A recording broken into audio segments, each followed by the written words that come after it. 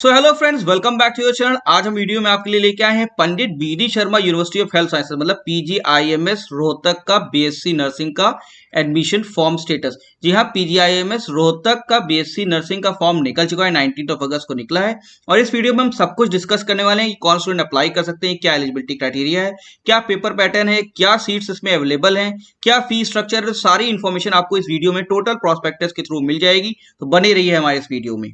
सो friends, ये Pandit BD Sharma university of health sciences Rohtak का जो एडवर्टीजमेंट है ये 19 अगस्त को निकल चुका है। जी हाँ, और इसमें जो बात कही गई है वो कही गई है कॉमन एंट्रेंस टेस्ट की।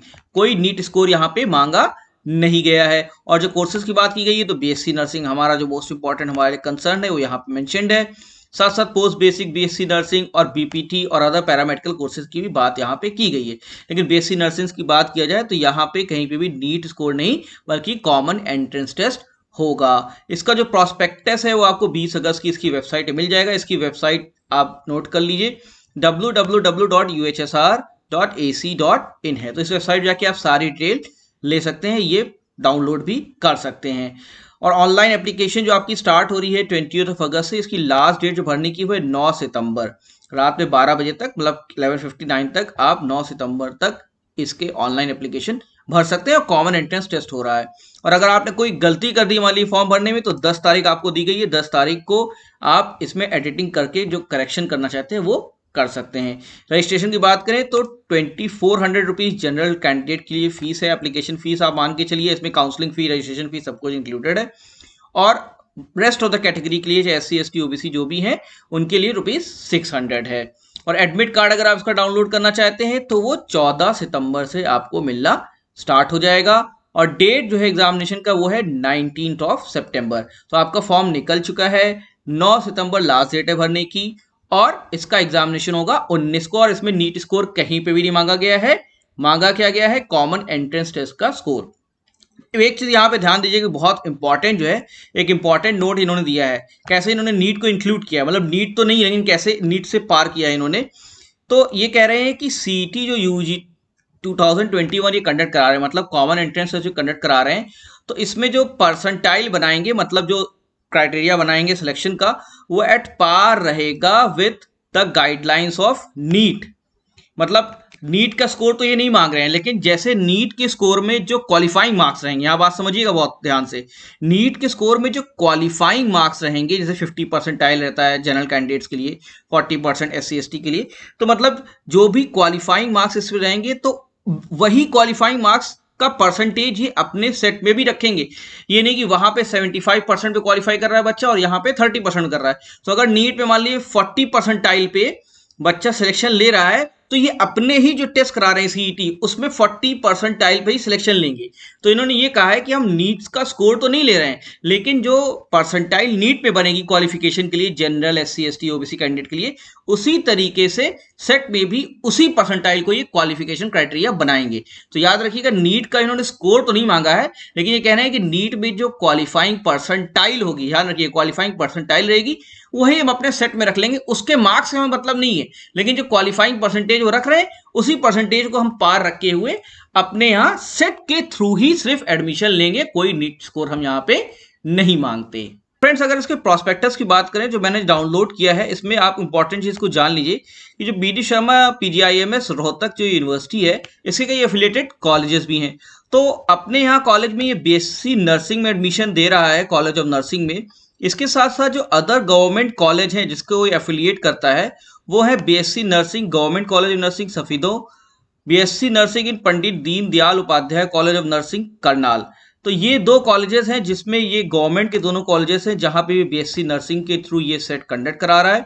इसके साथ साथ आपको ध्यान रखना है कि ऐसे 41 प्राइवेट कॉलेजेस हैं जहां पे बीएससी नर्सिंग और पोस्ट बेसिक नर्सिंग कोर्सेज ये प्रोवाइड कर रहा है। ये देखिए, ये प्राइवेट अनएडेड नर्सिंग इंस्टीट्यूशंस हैं, ये 41 है टोटल जिसको इसने एफिलिएशन दे रखा है। इन 41 कॉलेजेस में भी एडमिशन प्रोवाइड कर रहा है। और देखिए फ्रेंड्स, जैसे मैंने कहा था, जो इंपॉर्टेंट नोट इन्होंने निकाला था उसमें परसेंटाइल की बात कही थी कि जो सेट रहेगा वो एट पार रहेगा with the guidelines of NEET UG. NEET score तो नहीं मांगा है, लेकिन नीट की तरह से परसेंटाइल बनती है, यहाँ पे चीज मांगी गई है। तो देखिए, यहाँ जो वैसे मैंने बताया था कि जनरल कैटेगरी के लिए 50 परसेंटाइल और बाकी के लिए 45 और 40 परसेंटाइल, जैसे कि नेट का क्राइटेरिया रहता है, लेकिन जो नीट का क्राइटेरिया रहता है। लेकिन नीट में क्या होता है कि पूरे ऑल ओवर इंडिया का स्कोर लिया जाता है, और यहाँ पे सिर्फ सेट के जो एप्लीकेंट्स मतलब जिन्होंने सेट के लिए अपेयर किया है उसी में 50 परसेंटाइल, 45 परसेंटाइल और 40 परसेंटाइल के थ्रू एडमिशन लिए जाएंगे। तो फ्रेंड्स, अगर हम एलिजिबिलिटी कंडीशंस की बात करें कौन इसमें बैठ सकता है, तो यहाँ एक इंपॉर्टेंट क्लॉज आ रहा है कि candidate who are bonafide resident of Haryana. तो हरियाणा के लोगों के लिए ही ये स्पेसिफिकली है, और हरियाणा के जो रेसिडेंट्स है, बोनाफाइड रेसिडेंट्स, वो ही अप्लाई करने के लिए उनके लिए ज़्यादा बेटर ये रहता है। लेकिन इसमें एक कंडीशन यहाँ आती है कि the above condition do not apply in private institutions for management quota seat. तो अगर मैनेजमेंट कोटा सीट से एडमिशन हो रहा है प्राइवेट में, तो यहाँ पे ये कंडीशन नहीं लगती। लेकिन नॉर्मली अगर सिटीजन है या बेनिफाइड रेसिडेंट्स हैं आप हरियाणा के, तो वहाँ इसमें आप आसानी से अप्लाई कर सकते हैं। अगर एजुकेशनल क्वालिफिकेशंस की हम बात करें तो बीएससी नर्सिंग के केस में जो इंडियन नर्सिंग काउंसिल के जो नॉर्म्स है नॉर्मली वही जो आपके 45% होने चाहिए, फिजिक्स केमिस्ट्री बायोलॉजी में इंग्लिश कंपलसरी सब्जेक्ट होने चाहिए। तो यही नॉर्म्स यहाँ पे भी स्पेसिफिकली उन्होंने मेंशन कर दिए हैं। जो इंडियन नर्सिंग काउंसिल के नॉर्म्स है वही बीएससी नर्सिंग के भी नॉर्म्स रहेंगे for admission to PGIMS Rohtak BSc nursing program. तो फ्रेंड्स, अब हम बात कर लेते हैं स्कीम ऑफ एग्जामिनेशन पे कैसा इसका पेपर आएगा।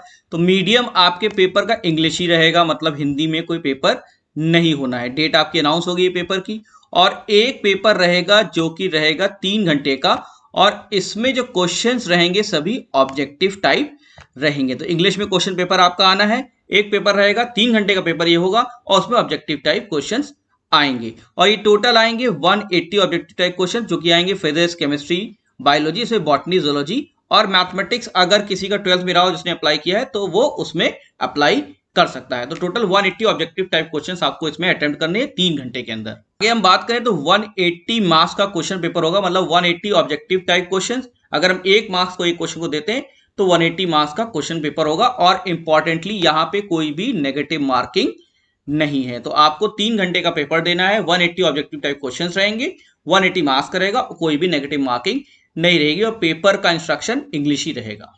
तो फ्रेंड्स, अगर हम बात करें तो एग्जामिनेशन क्योंकि ऑफलाइन मोड में होगा, आपको टेस्ट सेंटर पे जाके एग्जाम देना होगा, तो आपको ओएमआर शीट वहां फिल करनी होगी। ओएमआर शीट के भी यहाँ इंस्ट्रक्शन दिए हुए हैं कि आपको बबल पूरी तरीके से भरना, आधा अधूरा बबल नहीं भरना है, जैसे आपके आंसर गलत ना मार्क हो सके। सो फ्रेंड्स, अगर हम डिस्ट्रीब्यूशन ऑफ सीट्स और रिजर्वेशन की बात करें तो आपको पता है बीएससी नर्सिंग में यहाँ 3 गवर्नमेंट कॉलेज हैं। तो पीजीआईएमएस रोहतक में सिर्फ फीमेल कैंडिडेट्स का एडमिशन होना, ध्यान देगा, सिर्फ यहाँ फीमेल कैंडिडेट्स को ही एडमिशन मिलना है। और दूसरा college Deendayal college of nursing है जो करनाल में है, इसमें मेल और फीमेल दोनों पढ़ सकते हैं। और तीसरा कॉलेज जो है नर्सिंग का जो सफीदों में है, उसमें भी सिर्फ फीमेल कैंडिडेट्स बीएससी नर्सिंग में एडमिशन ले सकते हैं। तो यहाँ पे सीट का डिस्ट्रीब्यूशन लिखा हुआ है, कितनी सीट्स अवेलेबल है। 82 सीट्स आपकी रोहतक में है, और 44 सीट आपकी दीनदयाल कॉलेज में पड़ेंगी, और 66 आपकी सफेदों में पड़ेंगी। इसमें ध्यान रखिएगा कि रोहतक वाले ब्रांच में और सफेदों वाले ब्रांच में सिर्फ फीमेल कैंडिडेट्स अप्लाई कर सकती, Deendayal college of nursing Karnal में मेल और फीमेल दोनों ही अप्लाई कर सकते हैं। और दोस्तों, ऑनलाइन एडमिशन प्रोसीजर है इसका, आप जो इसकी वेबसाइट तो जरूर से नोट कर लीजिए। इस वेबसाइट पे जाके आप ऑनलाइन रजिस्ट्रेशन करा सकते हैं, अपने आईडी पासवर्ड जनरेट करके फॉर्म सबमिट कर सकते हैं। ऑनलाइन भी सबमिट कर सकते हैं, ऑफलाइन भी सबमिट कर सकते हैं। और एडमिशन प्रोसेस जो हो रहा है इसका आपको पता है कि जो कॉमन एंट्रेंस टेस्ट होगा उसमें जो मेरिट बनेगी उसी बेसिस पे बीएससी नर्सिंग में यहाँ एडमिशन मिलना है। सो फ्रेंड्स, अगर हम फीस स्ट्रक्चर की भी बात कर ले बीएससी नर्सिंग प्रोग्राम क्योंकि हम डिस्कस कर रहे हैं, तो बीएससी नर्सिंग प्रोग्राम जो आपका गवर्नमेंट कॉलेज में है तो टोटल फीस आपकी जाके पड़ेगी 16,205 रुपए पर एनम। जी हाँ, ये बीएससी नर्सिंग की फीस है, और पोस्ट बेसिक नर्सिंग की यही 19,750 रुपए पर एनम हो जाती है।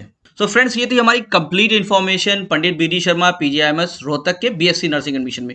अब यहाँ ध्यान रखिएगा कि गवर्नमेंट कॉलेज भी हैं इसमें और प्राइवेट कॉलेजेस भी हैं। गवर्नमेंट कॉलेज में आपके 3 कॉलेज में 2 कॉलेज फीमेल को एडमिशन दे रहे हैं, और एक ही कॉलेज है जो करनाल वाला है जो मेल को एडमिशन दे रहा है। प्राइवेट कॉलेज में आपको बहुत ध्यान रखना है कि इसमें ज्यादातर प्राइवेट कॉलेज को अभी इंडियन नर्सिंग काउंसिल का अप्रूवल नहीं मिला है। तो आप ये ध्यान रखिएगा किसी ऐसे प्राइवेट कॉलेज में एडमिशन मत लीजिएगा जिसका इंडियन नर्सिंग काउंसिल से अप्रूवल नहीं है। एक बार अप्रूवल मिल जाए, आपको पता चल जाए इसका सर्टिफिकेशन हो चुका है, आप रिटर्न में देख ले, तभी इसके प्राइवेट कॉलेज में एडमिशन लीजिएगा, क्योंकि ये आपका फ्यूचर डिसाइड करता है। तो फ्रेंड्स, आपको वीडियो पसंद आया होगा, पसंद आया तो हमारे चैनल पे बने रहिए, सब्सक्राइब कीजिए और अपने कमेंट्स और सजेशन हमें देते रहिए। Thank you and best of luck.